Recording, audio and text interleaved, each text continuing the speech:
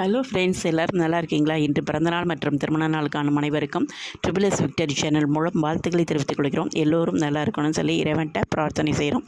இன்றைய நாள் மிக இனிமையான நாளாக அமைய எங்களுடைய வாழ்த்துக்கள். இன்று நம்ம பார்க்க போகிறது என்னென்னாக்க, முருகனுக்கு ஒரு விபூதி பூஜை. விபூதி வச்சு மந்திரம் சொல்கிறது அப்படிங்கிறது ஒரு சக்தி வாய்ந்தது.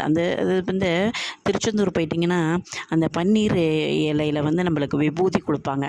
அது ரொம்ப ஒரு சக்தி வாய்ந்த விபூதிங்க. நம்மளுக்கு ஏதாச்சும் மனசுக்கு கஷ்டமாக இருந்தாலும் சரி, உடம்பு சரியில்லை, ஒரு ஃபீவர் இல்லை ஏதோ ஒரு ப்ராப்ளம் இருக்குது அப்படின்னு சொன்னால் அந்த பன்னீர் இலையில் உள்ள விபூதியை நம்ம பூசிக்கிட்டே வந்தோம்னா நம்மளுக்கு நல்ல மாற்றங்கள் கிடைக்கும்.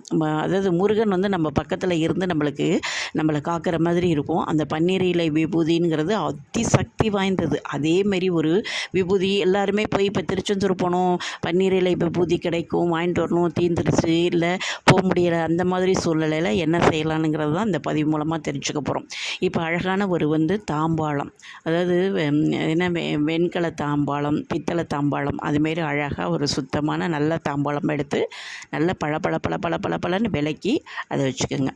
அதில் உங்களுக்கு எந்த செலவுமே கிடையாது. இதில் உங்களுக்கு ஆயிரக்கணக்கான செலவு வரும், நம்மளால் செய்ய முடியாது அப்படிங்கிறதெல்லாம் யோசிக்காதீங்க. நீங்கள் உங்கள் டைம் ஒரு 1/2 hour ஸ்பெண்ட் பண்ண போகிறீங்க கடவுளுக்காக, உங்களுக்காக, நீங்கள் வேண்டிக்கிற அந்த வேண்டுதல் நிறைவேறணுங்கிறதுக்காக. இதுதான் நீங்கள் எடுத்துக்க போகிறது.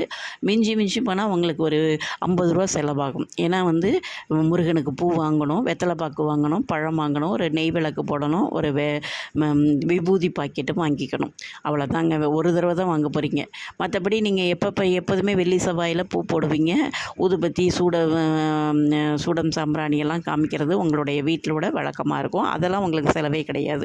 நீங்கள் எக்ஸ்ட்ரா அப்படி ஒரு கல்கண்டு, இல்லை என்னால் உடனே நெய்வேத்தியம், இல்லை கல்கண்டு போட்ட பால், கல்கண்டு நல்லா திக்காக பாலை காய்ச்சி அழகாக அதில் ஒரு பச்சை கற்பூரமும் ஒரு கல்கண்டு, டைமண்ட் கல்கண்டு போட்டு வச்சிங்கனாவே முருகன் நிச்சயமாக உங்கள் வீட்டில் இருப்பார்.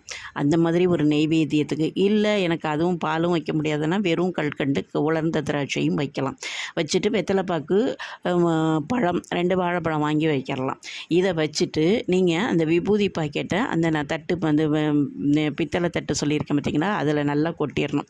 கொட்டிட்டு நல்லா அதை அந்த தட்டளவுக்கு நல்லா பரப்பிடணும். பரப்பிட்டு அதில் அதாவது தர்பை குச்சி, இல்லை வேறு ஏதாச்சும் ஒரு குச்சியை வச்சு, நம்ம கையால் கூட வேண்டாம், அந்த மாதிரி குச்சிகளை வச்சு நம்ம என்ன செய்யணுன்னாக்கா, அதில் ஒரு ஸ்டார் போடணும். நம்ம அருங்கோணம் போடுவோம் பார்த்திங்களா, ஸ்டாரு, முருகனுக்கே போட்டுட்டு அதில் ஓம் சரவண பவன் எழுதணும். நடுவில் ஓம் எழுதணும். அந்த ஸ்டார்லாம் சரவண பவ அப்படின்னு சொல்லி எழுதிடணும். எதில் சொல்கிறேன், நான் விபூதியில் எழுதணும்.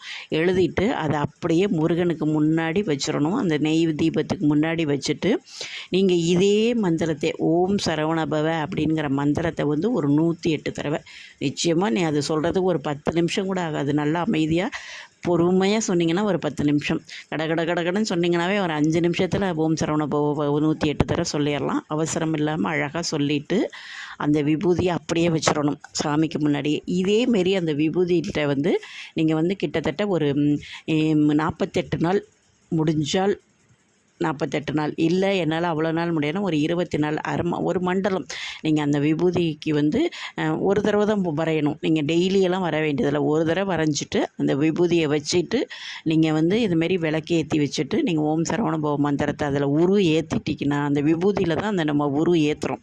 அந்த உரு ஏற அந்த விபூதியில் ஒரு பவர் கிடைக்கும். பயங்கரமான அந்த திருநீரில் ஒரு பவர், எப்படி பன்னீர் இலைக்கு விபூதியில் ஒரு பவர் இருக்கோ, அதேமாரி நீங்கள் சரவணபவ ஓம் சரவணபவ மந்திரத்தை சொல்லி 48 நாள் அதை வச்சு நீங்கள் அதில் உரு ஏற்றுனீங்கன்னா அந்த விபூதிக்கு அவ்வளோ ஒரு பவர் கிடைக்கும்.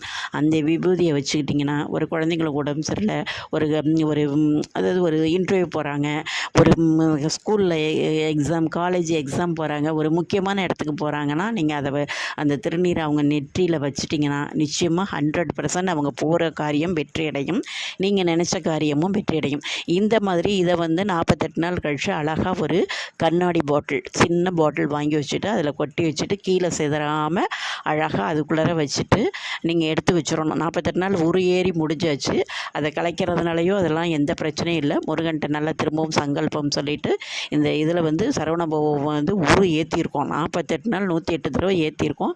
அதை கண்ணாடி பாட்டிலில் வச்சுக்கிட்டு நான் சொன்ன போரி எந்த ஒரு காரியத்துக்கு போனாலும் நம்ம அதை நெற்றியில் இட்டுட்டு போனோம்னு வச்சுக்கோங்களேன், நிச்சயமாக நீங்கள் போகிற காரியங்கள், நீங்கள் செய்கிறது உள்ள ஒரு லைட்டாக ஏதோ உடம்பு சரியில்லைனா கூட அதை கூட சரி பண்ணுறதுக்கான வாய்ப்புகள் நிறைய இருக்குது. முருகனை வேண்டிக்கிட்டு ஓம் சரவணபவன் அப்படின்னு நெற்றியில் வச்சிங்கன்னா அதாவது எல்லா பிரச்சனையுமே முருகன் பார்த்துக்குவார்.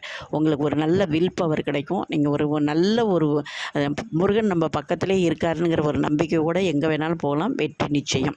இதை ட்ரை பண்ணி பாருங்கள். இது பிடிச்சிருந்தா லைக் பண்ணுங்கள், ஷேர் பண்ணுங்கள், உங்கள் ஃப்ரெண்ட்ஸ் ரிலேஷன் எல்லாருக்கும் சொல்லுங்கள். மறக்காமல் எங்களுடைய சேனலை சப்ஸ்கிரைப் பண்ணுங்கள். எங்களுடைய பதிவை பார்த்த அனைவருக்கும் நன்றி. மீண்டும் ஒரு அருமையான பதிவுடன் சந்திக்கிறேன். நன்றி, வணக்கம்.